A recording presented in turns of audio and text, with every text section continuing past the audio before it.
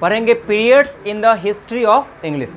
मतलब अंग्रेजी में जो पीरियड्स हैं, जो अवधि है, अंग्रेजी की अवधि हम पढ़ेंगे। अंग्रेजी की अवधि क्या होती है? अंग्रेजी को 3 अवधि में बांटा गया है, 3 पीरियड्स में बांटा गया है। ठीक है, जो हमने अभी पढ़ लिया है कि periods in the history of English, English के पीरियड्स को 3 भाग में डिवाइड किया गया है।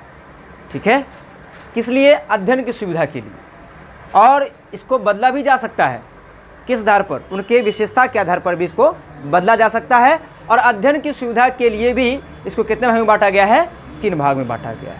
जैसे इतिहास को हमने पढ़ा है कि इतिहास को अध्ययन की सुविधा के आधार पर 3 भाग में बांट दिया गया है, प्राचीन, मध्य और आधुनिक। उसी प्रकार इंग्लिश में जो समय समय पर जो चेंजेस आया, जो परिवर्तन आया, उस परिवर्तन के आधार पर और उनमें जो विशेषताएँ आ गई, उनके आधार पर इनको 3 पीरियड्स में डिवाइड कर दिया गया है। और अध्ययन के आधार पर भी इसको डिवाइड कर दिया ताकि अध्ययन में सुविधा हो।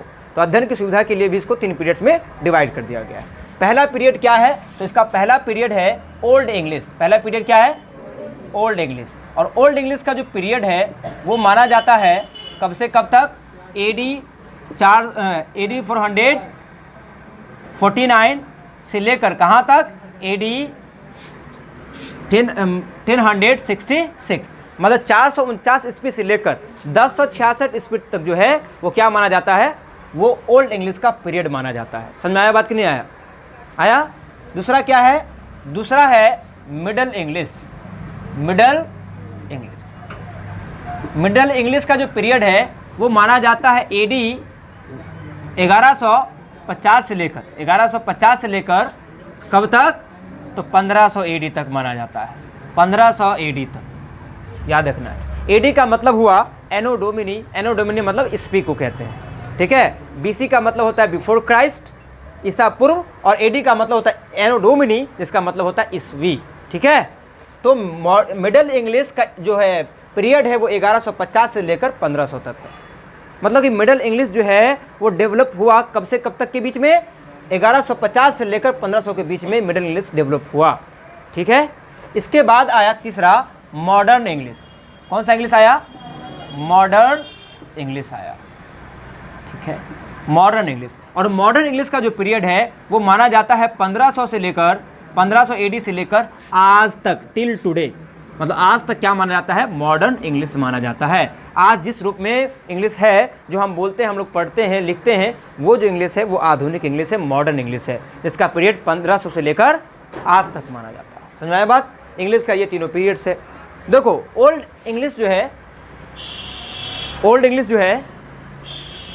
इंग्लिश में लिटरेचर का ज़्यादा विकास नहीं हुआ था। ठीक है, ओल्ड इंग्लिश में लिटरेचर का ज़्यादा विकास नहीं हुआ था। इसका रीज़न ये था कि कोर्ट पैट्रोनेज की उस समय कमी थी। किसकी कमी थी? कोर्ट पैट्रोनेज की कमी थी। कोर्ट पैट्रोनेज का मतलब हुआ राज दरबार में जो आश्रय देता हो।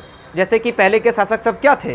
पहले के शासक सब अपने इतिहास को अपने दरबारी इतिहासकारों द्वारा लिखाया करते थे, है ना। लेकिन ये ओल्ड इंग्लिश पीरियड में इंग्लिश लिटरेचर की बहुत ज़्यादा कमी था, क्योंकि उस समय जो राजा महाराजा थे अपने इतिहासों को जो है ओल्ड मतलब कि उस इंग्लिश में बहुत कम लिखाते थे। इंग्लिश लिटरेचर की उस समय बहुत कमी थी। ठीक है, मतलब ओल्ड इंग्लिश ज़्यादा उस समय डेवलप नहीं हुआ था। इस वजह से ओल्ड इंग्लिश का जो लिटरेचर है वो ओल्ड इंग्लिश के पीरियड में नहीं हुआ।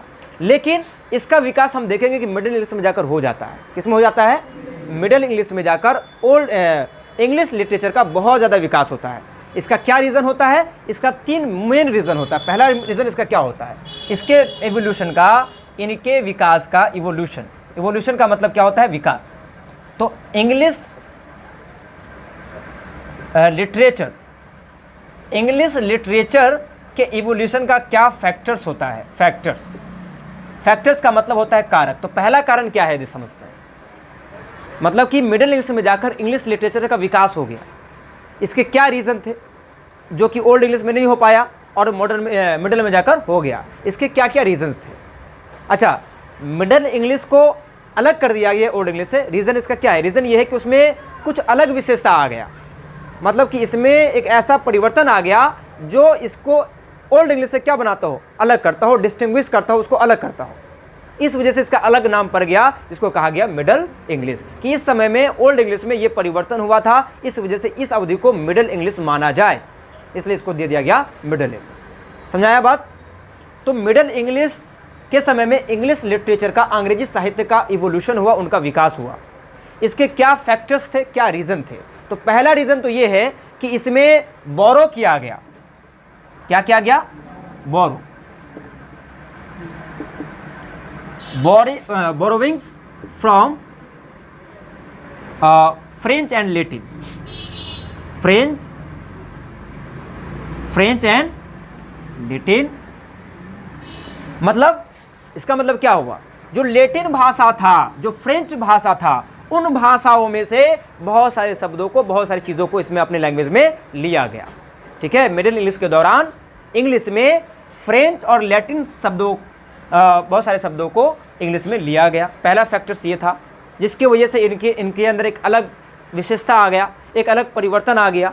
ठीक है, तो पहला तो रीज़न ये हुआ कि इसको ओल्ड इंग्लिश से अलग करता है ना। इस समय इंग्लिश साहित्य का विकास हुआ क्योंकि इनका रूपांतरण हो गया, मतलब कि इसमें शब्दों का परिवर्तन हो गया, शब्द इसमें चेंज हो गया।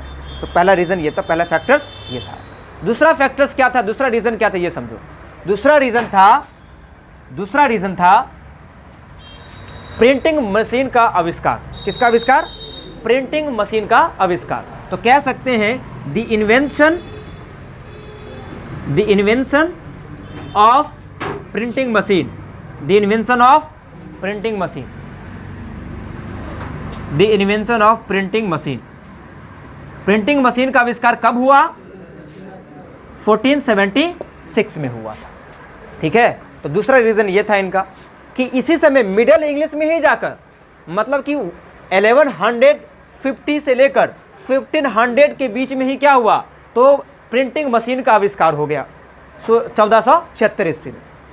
तो प्रिंटिंग मशीन का जब आविष्कार हुआ, तो प्रिंटिंग मशीन के आविष्कार से क्या हुआ? जो लिटरेचर लिखा गया लेखकों के द्वारा, वो लिटरेचर काफ़ी दूर दूर तक गया। उस लिटरेचर से लोग उनकी बातों को समझ सकते थे आप, है ना। तो लिटरेचर का क्या हुआ? विकास हुआ, है ना। छपने लगा लिटरेचर, थोड़ा सुंदर हो गया, लोग उसको पढ़ने लगे, आप जानने लगे, है ना। तो ये दूसरा रीज़न था कि इस समय मिडिल इंग्लिश के समय में क्या हुआ? इंग्लिश लिटरेचर का विकास हुआ था। समझ में आया बात? तीसरा फैक्टर्स क्या है? देखो तीसरा फैक्टर्स क्या है?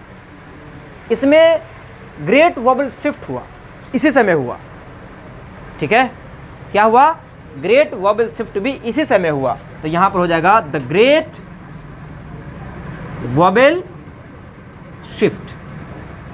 ये ग्रेट वोबल शिफ्ट क्या है हम बताते हैं, अभी रुक जाओ।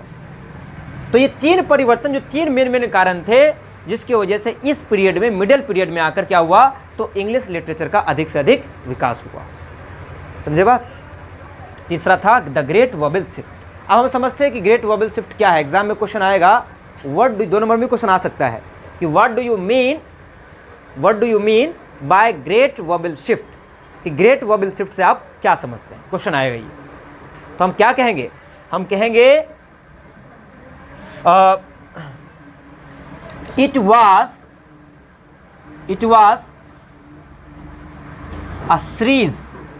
was a series of changes in the pronunciation of the English language,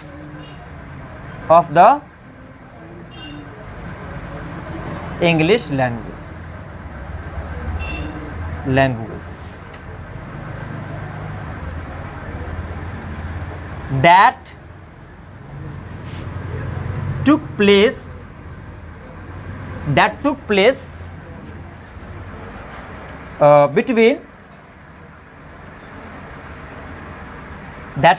between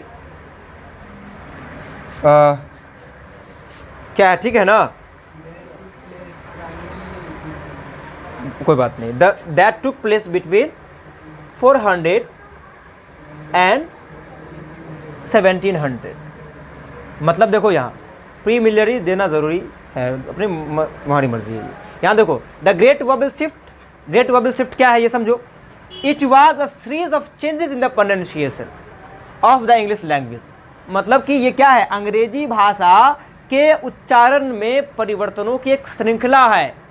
मतलब ग्रेट वोवेल शिफ्ट में क्या हुआ, तो इसमें अंग्रेजी का जो उच्चारण है, अंग्रेजी का जो प्रोनाउंसिएशन है, ठीक है, इसके प्रोनाउंसिएशन में बहुत ज़्यादा चेंजेस आ गया, बहुत ज़्यादा बदलाव आ गया, ठीक है। इसी को क्या कहा गया, ग्रेट वोवेल शिफ्ट कहा गया। समझ आया बात कि ग्रेट वोवेल शिफ्ट किसको कहेंगे, तो it great vowel shift was a series of changes in the pronunciation of the English language that took place between 1400 and 1700, जो 1400 और 1700 के बीच में हुआ। ये जो घटना है, ये ग्रेट वोवेल शिफ्ट का होना, ये कब हुआ, 1400 से लेकर 1700 के बीच में हुआ। और ये भी परिवर्तन क्या किया, तो मिडल इंग्लिश को ओल्ड इंग्लिश से क्या करता है, अलग करता है। इसमें एक अलग विशेषता इसके अंदर आ गई, ठीक है। इस प्रकार जो है मिडिल इंग्लिश ओल्ड इंग्लिश से क्या है, डिफरेंट है, इससे अलग होता है ये, ठीक है।